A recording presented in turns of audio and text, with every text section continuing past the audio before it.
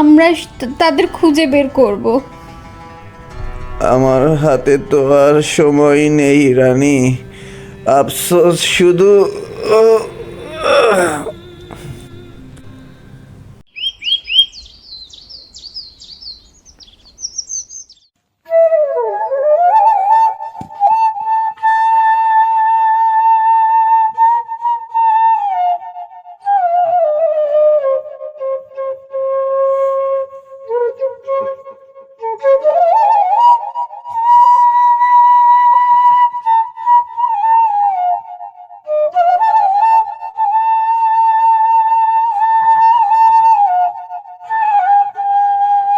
কি ব্যাপার মন্ত্রীমশাই, এবার কর এত কম কেন? প্রজারা কি চাষবাস ছেড়ে দিল নাকি? রাজামশাই, দুঃখজনক হলেও সত্য যে আমাদের চাষ করার মতো জমি তো আর অবশিষ্ট নেই। সবই তো নদী খেয়ে নিচ্ছে। কি বলেন? তাহলে রাজ্য চলবে কিভাবে? হ্যাঁ, প্রজারা রাজ্য ছেড়ে ভিনদেশ পাড়ি দিচ্ছে। কি যে হবে জানি না।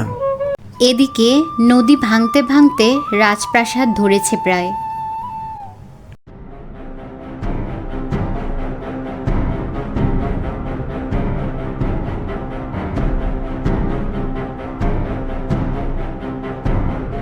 রাজামশাই, রানীমা আপনাকে ডেকে পাঠিয়েছেন। তুমি যাও, আমি আসছি। জো হুকুম।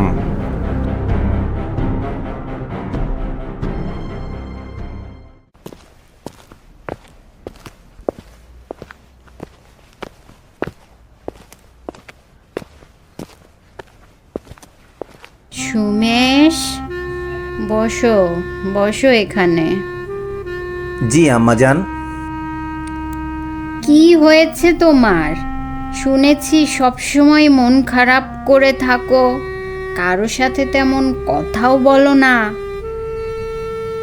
জি আম্মাজান, রাজভাণ্ডার শূন্য প্রায়। কিভাবে রাজসভার মন্ত্রীদের বেতন দিব, কিভাবে রাজ্য চালাবো কিছুই বুঝতে পারছি না। চিন্তা করো না, এখন সময় এসেছে মাটির নিচে লুকানো হাঁড়িগুলো তুলবার। মন্ত্রী মশাইকে সাথে করে নিয়ে স্বর্ণভর্তি হাঁড়িগুলো তুলে নিয়ে এসো। আচ্ছা ঠিক আছে আম্মাজান, আমি তাহলে আসি। আসো।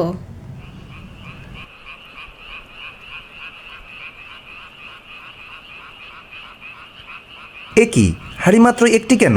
বাকি চারটা হাঁড়ি কোথায়? কিন্তু রাজামশাই, হাঁড়ি তো একটাই দেখছি। এ কি, মাটির